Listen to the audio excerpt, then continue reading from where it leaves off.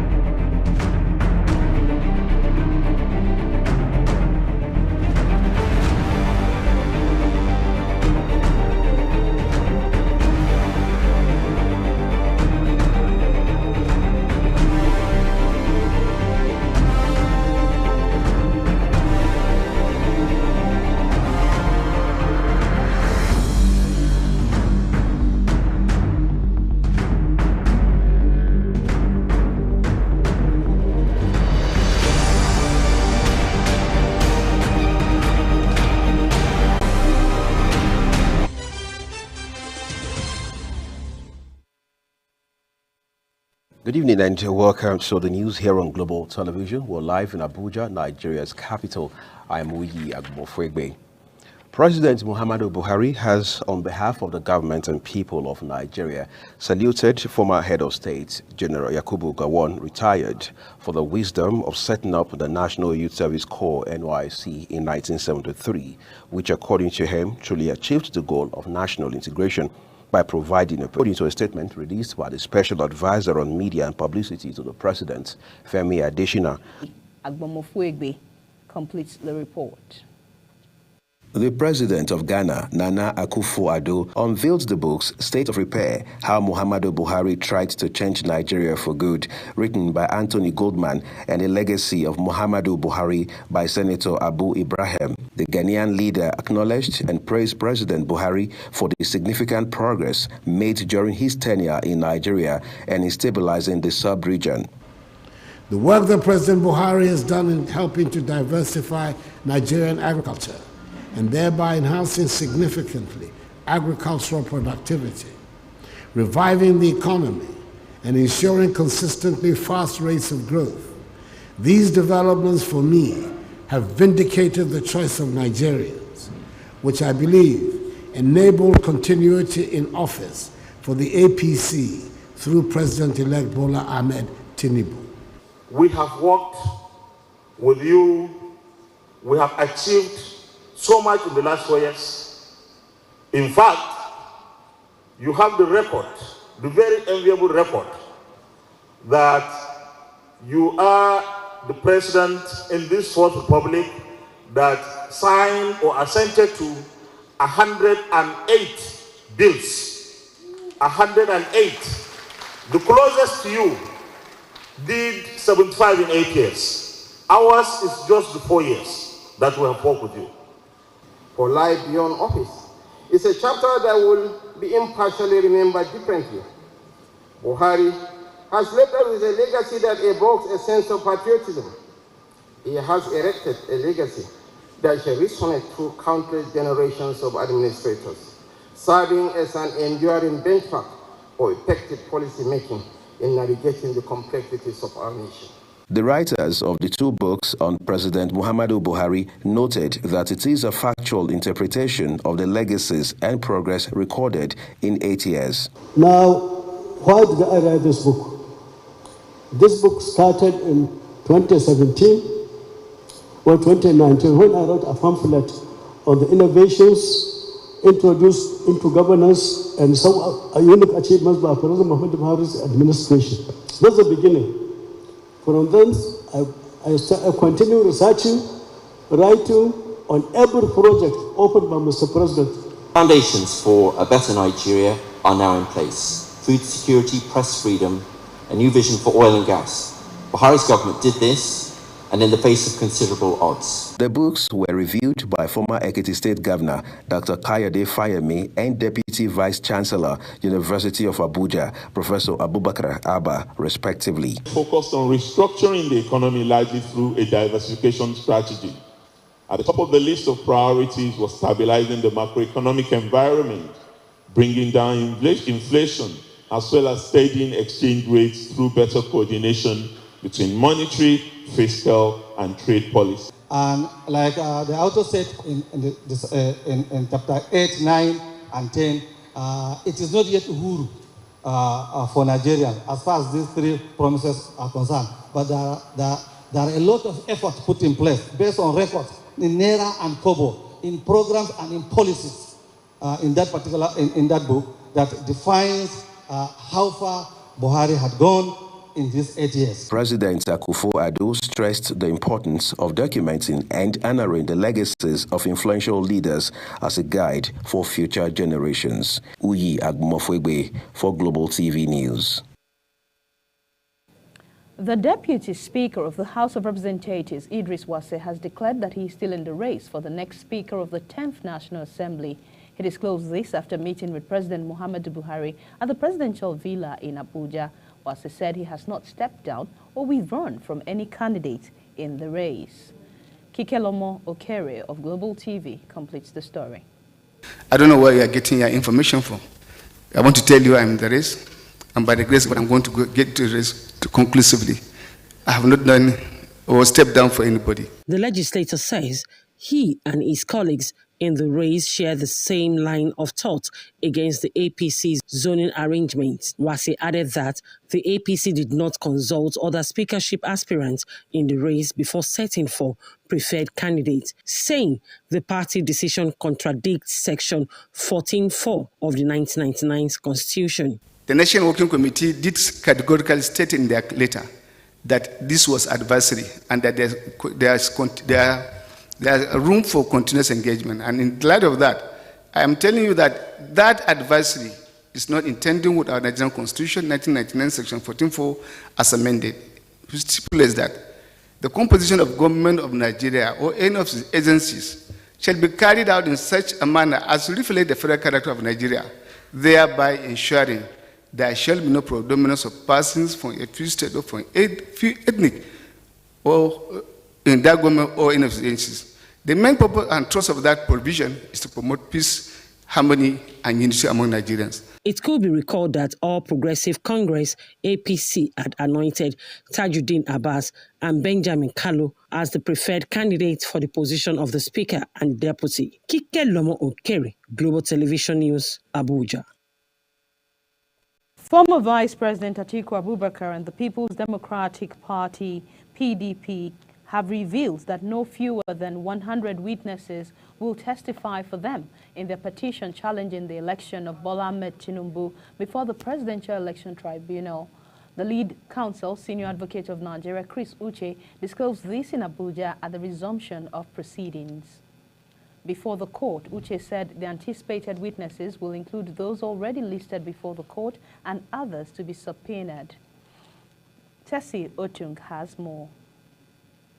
Lawyer to the Independent National Electoral Commission, INEC, Senior Advocate to Nigeria, Abubakar Mahmood, says his client who conducted the disputed election plans to call 2 witnesses to defend the poll. The president-elect, Bola Tinubu, on his part, is to call 39 witnesses to defend his challenged victory in addition to those to be subpoenaed.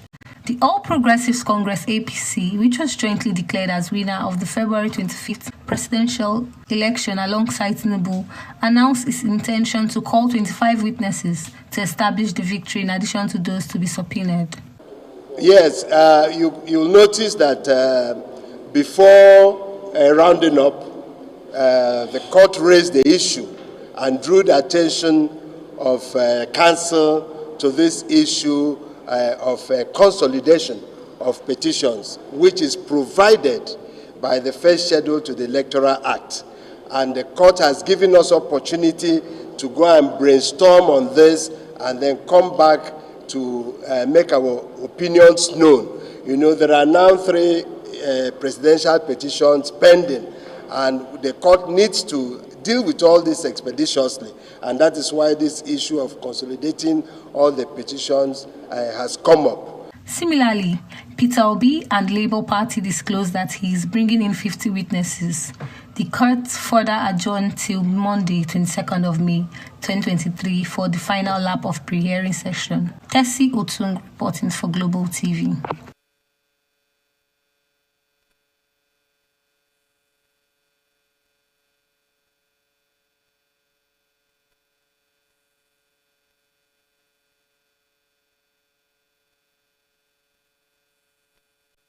of Kano, Alhaji Aminu Ado Bayero, has advised the President-elect Bola Ahmed Tinubu to establish the Ministry of Religious Affairs to promote interfaith dialogue and peaceful coexistence in the country. He made the call at the inauguration of the Interfaith Facilitators Guide organized by Action Aid Nigeria on Friday. The Emir, represented by the district head of Nasarawa, Baba Da Agundi, said the ministry will help promote religious tolerance and understanding among Nigerians. He stated that peace is an indispensable aspect of creatures on the planet and there is a compelling need for it to be safeguarded. Earlier, the country director of Action Aid Nigeria, NLB, said there was a need for Nigerians to uphold the virtues of interfaith dialogue towards promoting peaceful coexistence in the country. The Economic and Financial Crimes Commission, EFCC, has uncovered plans for politically exposed persons, which include governors, ministers, political appointees, under watch to flee the country after their tenure on the 29th of May. The Commission described the allegation of Governor Bello Matawale's alleged $2 million bribe demand linked to its chairman, Abdul Rashid Bawa, as a hoax and wild.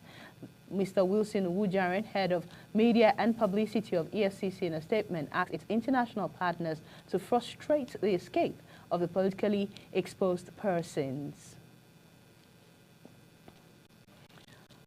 The United Kingdom is set to announce new restrictions that will most likely stop Nigerian students and other nationalities studying in the UK from bringing their families over. According to an exclusive report by The Sun UK, this move will be announced this week, which will see all master's and postgraduate students banned from bringing family over. However, the report says the ban will not apply to PhD students whose courses usually last between 3 and 5 years and are very highly skilled.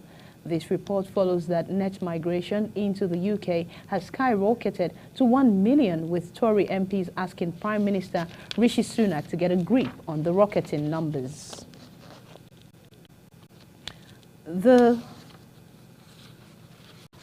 You're watching the Midday News on Global TV, coming to you live on Star Times Channel 276 from Nigeria's capital, Abuja. You can follow us across social media platforms at Global TV NG. More stories after this break.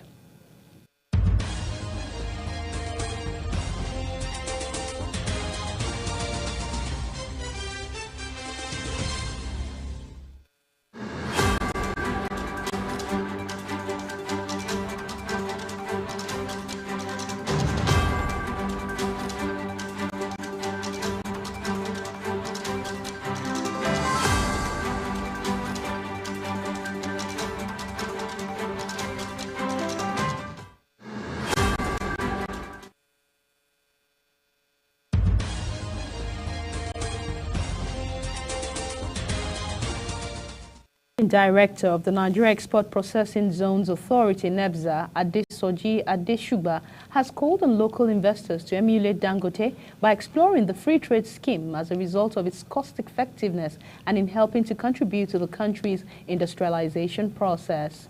Adeshuba made this call while congratulating Aliko Dangote on the completion of the refinery set to be commissioned by His Excellency President Muhammadu Buhari.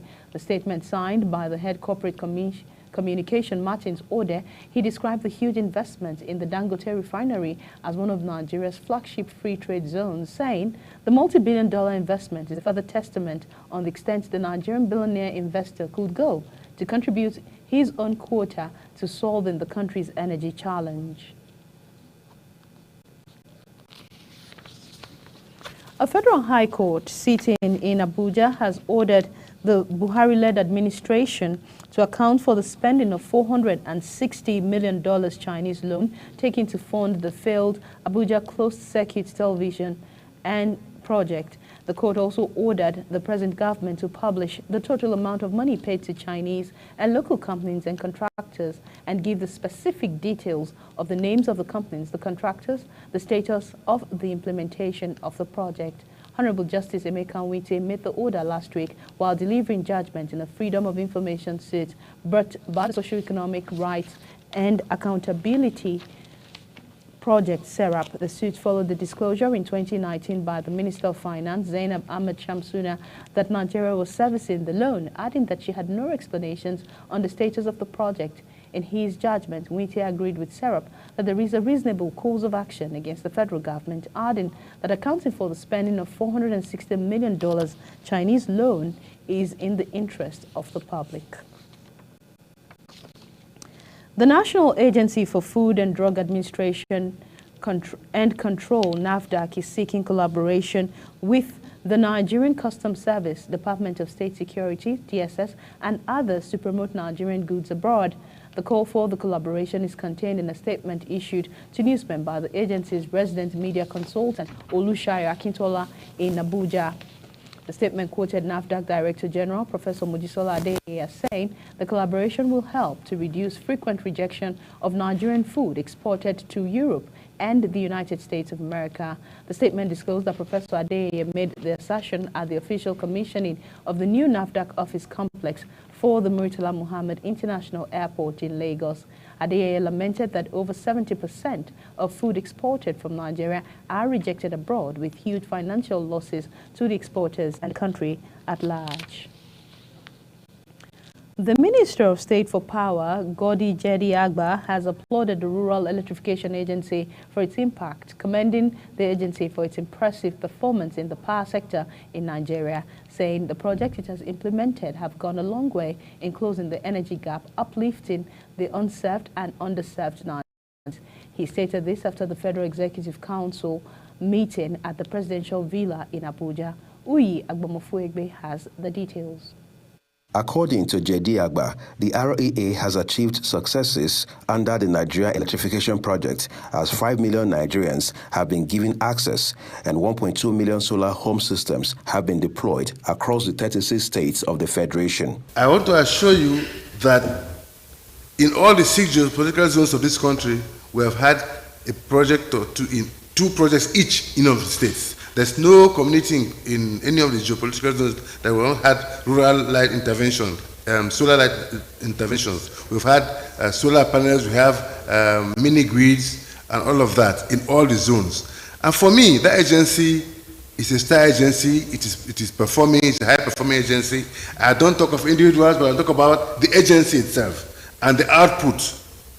All of us in this room today come from communities. We are from different states here, but if you name your state, I'll tell you which state, which local government, and which community we have projects in. Responding to questions regarding the recent power outage across the country, the minister assured that with all the equipment being purchased for both generation, distribution, and transmission channels, the electricity supply would improve soon. However, I had an agreement with the NNPC and gas and Nigerian Gas Company to supply gas to the GenCos, commencing from last week, so that we can have, and they're buying at the local price, not at the export price. So with that, we hope in the very near future, in a week or 2, we should have improved generation and supply, which is distribution is going to be done by DISCOs, which is why we are doing everything possible for transmission company to have all the equipment necessary for effective transmission. We hope, and I assure you that power generation and distribution as well as transmission will improve despite the rains that have come in now. The minister further added that the council approved 2 memos for the ministry. The first one is approval for the award of a contract for the procurement of 25 33 kVA circuit breakers and 120 surge arresters for systems used by the Transmission Company of Nigeria, TCN. The second one is the variation due to price escalation on the construction of the Dukambo Shonga 132 kV double circuit transmission line in Kwara State at a cost of 1.5 billion naira. Uyi Agbomofuegbe, Global TV News. National Association of Resident Doctors, NAD, yesterday suspended its 5-day nationwide warning strike.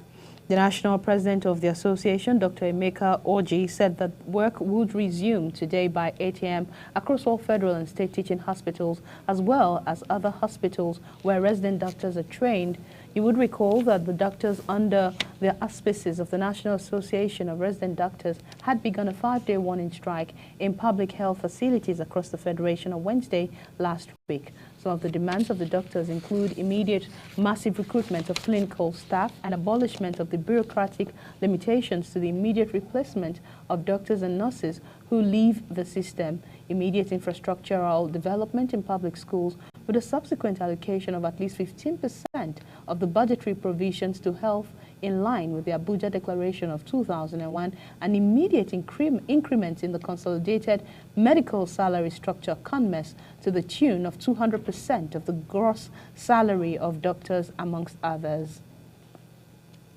And now we go on to sports, as the Flying Eagles have started in a soaring manner as they end the first 3 points in Group D of the ongoing FIFA Under-20 World Cup in Argentina. Guillermo de Rena's own goal and an intelligent finish by Samson Lawal were enough to steer the Flying Eagles beyond the Dominican Republic right there in Mendoza, Argentina. A VAR consultation of Daniel Dagger's tackle by Japanese referee Yusuke Araki led the Dominican Republic, being awarded a penalty just 20 minutes into the corner. An encounter, a sports kick, which was well converted by Edison Asona. And that's all for the midday news on Global TV, and it came to you live on Star Times channel 276. You can follow us across all social media platforms at globaltv.ng. I am Kemi Ashekun. Thank you for listening, and there is more at 4 if you stay with us.